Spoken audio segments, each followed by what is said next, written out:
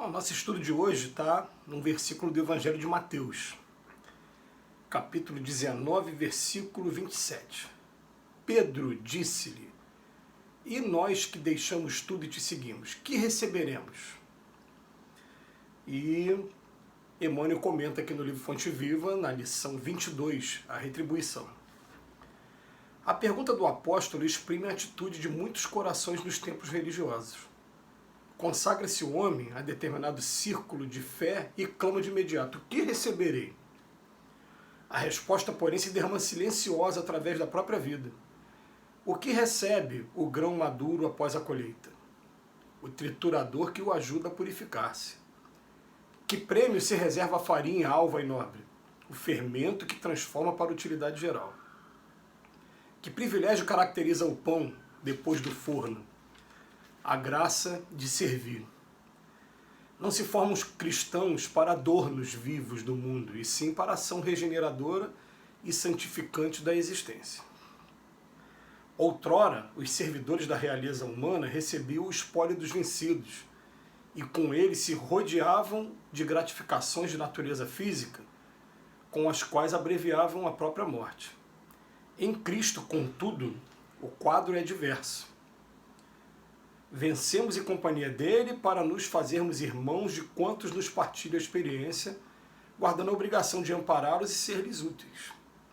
Simão Pedro, que desejou saber qual seria a recompensa pela adesão à Boa Nova, viu de perto a necessidade da renúncia.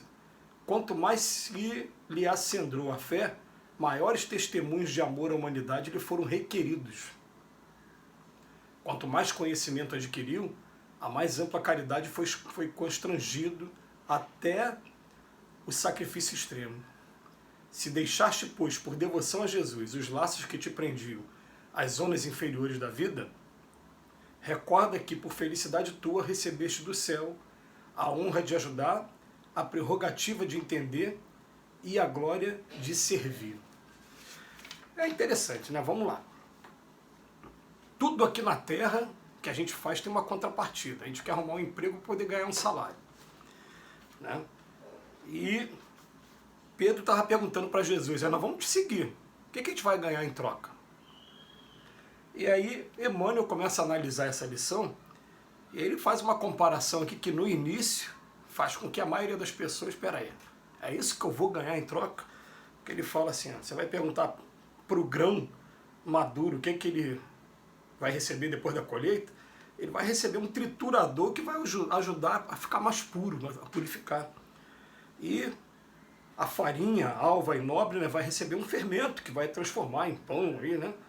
E o pão, o que caracteriza o pão depois do forno? A graça de servir. Então o que acontece? Vem dizendo pra gente que depois que a gente conhece o Cristo, não esperem moleza. A vida vai estar o tempo todo cobrando da gente alguma atitude de colaboração na grande obra que está acontecendo no nosso planeta o tempo todo. Então, ele vem dizer aqui pra gente, né, que não se formam cristãos para adornos vivos, para enfeites, para dizer: eu sou cristão. Nada, o cristão o tempo todo, dentro da área que você está se especializando, né, o que acontece? Vai começar a cobrar de você a postura para você estar fazendo a diferença naquela área. É comum eu conversar com alguns amigos, por exemplo, amigo que começa a trabalhar entregando comida na rua.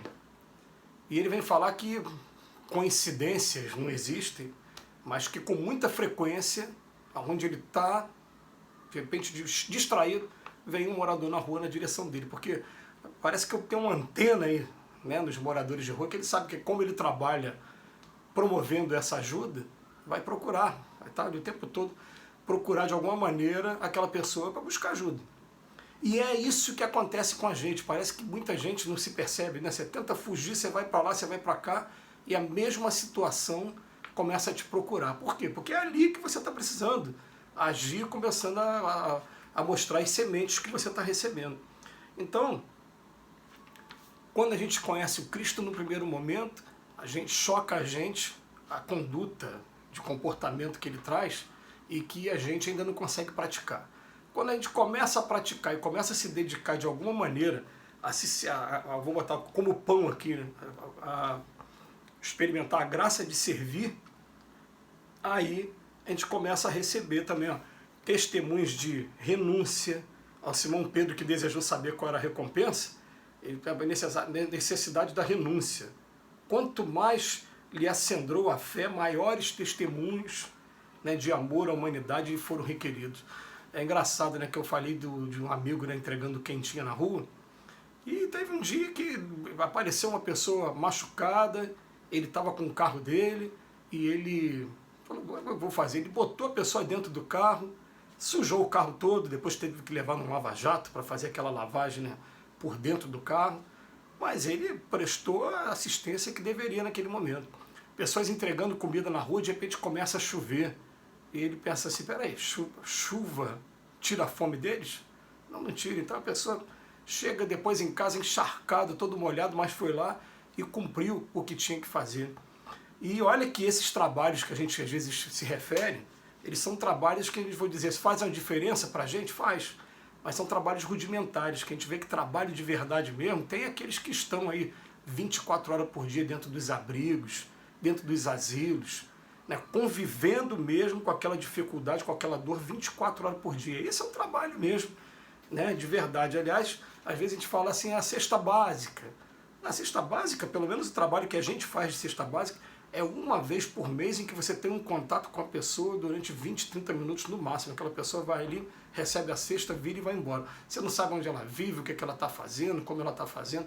É um trabalho muito simples de ser feito. Entregar comida na rua é um dia por semana que a pessoa vai lá, prepara. Você pega o seu carro, a gente tem um roteiro, a gente para naquele roteiro nosso, distribui aquelas quentinhas todas, aquele suco todo, ou então um guaraná natural, e acabou.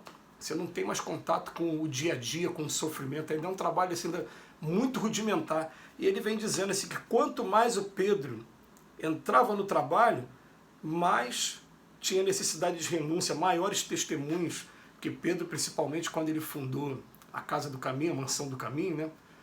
O que acontece? Ele recebia pessoas de tudo quanto é lugar, e ele, hospitalidade mesmo, você vai ficar aqui nesse lugar, receber os primeiros socorros para tratar as feridas de quem era doente e receber ao mesmo tempo o estudo também. Então, não é que a gente vai virar Simão Pedro, não, mas cada um dentro da área que você escolheu.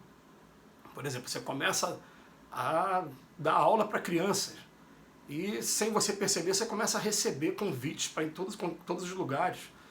Sempre trabalhar com crianças, parece que a coisa vai aumentando, e chega uma hora que a gente tem até que administrar o nosso tempo para não deixar que a coisa tome um rumo também que atrapalhe mais do que ajude.